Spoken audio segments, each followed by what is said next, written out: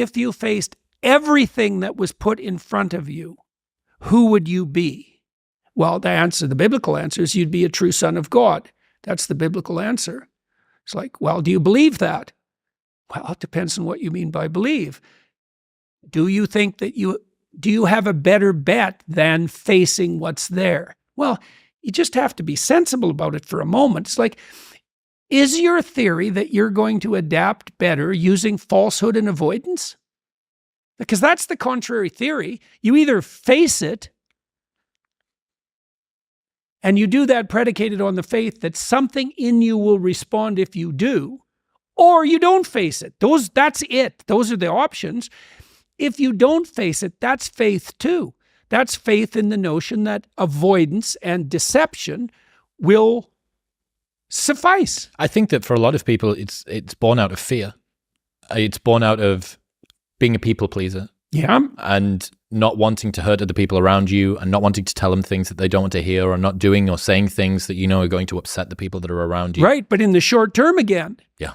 In the short term again, if you look at a good mother upsets her kids a lot. Quit doing that.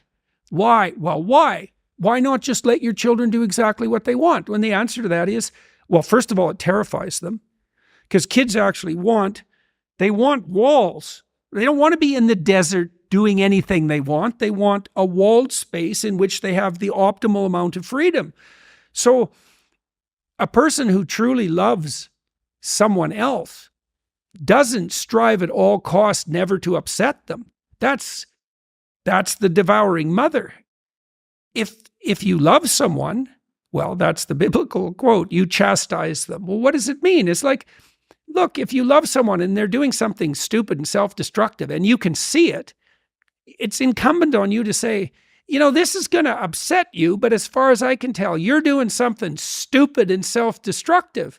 And then there's going to be a tussle about that, because they're going to say, well, who are you to judge? And that's a perfectly good question, is what makes you think you're right? And here's the reasons I'm doing this. And, these are the terrible experiences that I've had that have led me to take this path. And sometimes that can be really compelling. You meet people who are bitter and resentful, and then they tell you about their life, and you think, well, yeah, but then you meet people who've had just as terrible a life, who aren't bitter and resentful, right? And they're doing better. And so even if it seems justifiable, maybe even if it is justifiable, it's not justifiable.